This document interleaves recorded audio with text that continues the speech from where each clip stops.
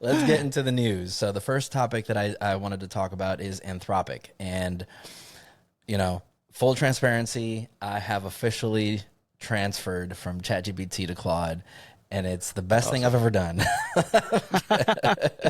It is so useful because it's like ChatGPT on steroids. It's kind of like it's like they took a chatbot, ChatGPT, and they added OpenClaw to it, and it's safe and legal, and it's not gonna fuck up your files. So Right. for me, it's so useful.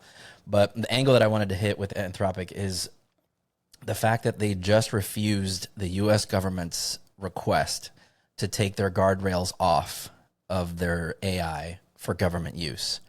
And it has sparked this huge debate online because a lot of people are saying, it's the U.S. government. They should have access to it unfettered. And, there's that camp. But there's also the camp of why do they need these guardrails off, right? Like, what are they planning to do with it?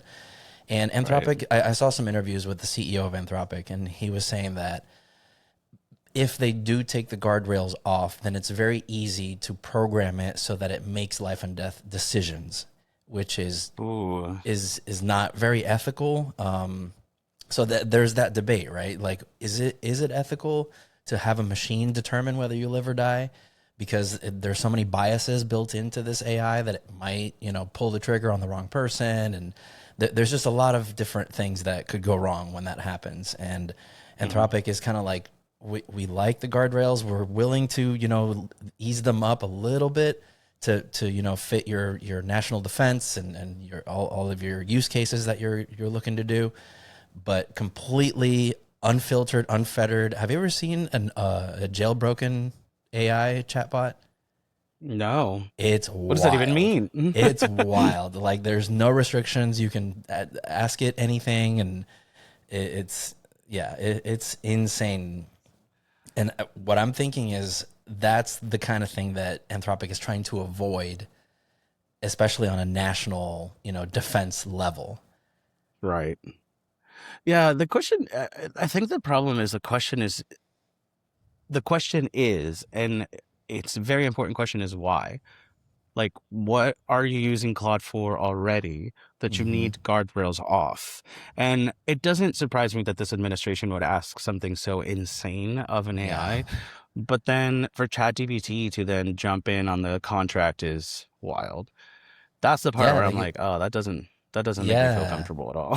So Anthropic, because they kind of told them no, the Trump administration is actually labeling them as a national security risk, which, say what you will, it hurts the company.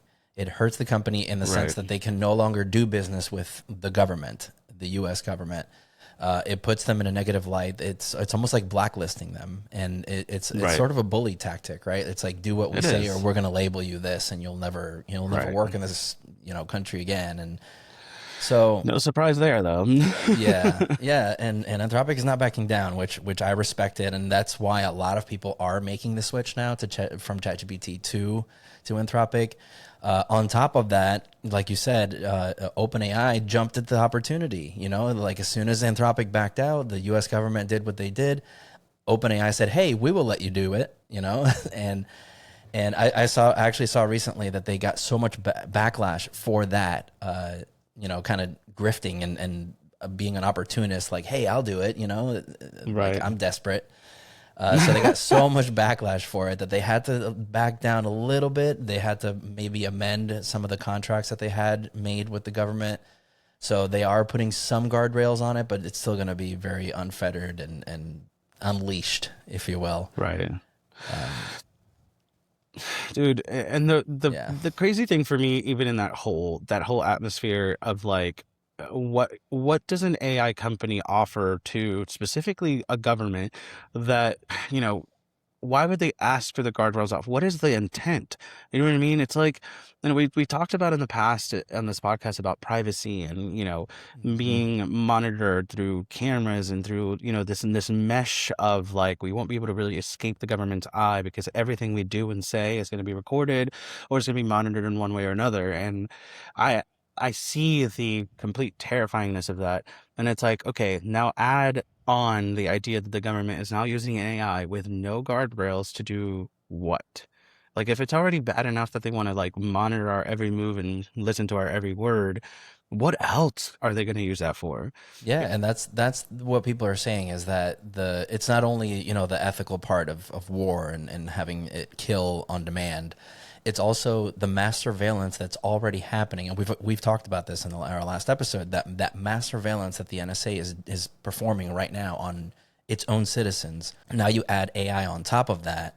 So nothing will be, you know, everything will be monitored to that point, Hmm. right? So when you introduce unfettered AI into a mass surveillance system, what does that do? Like, what is that? It's, yeah, I don't know.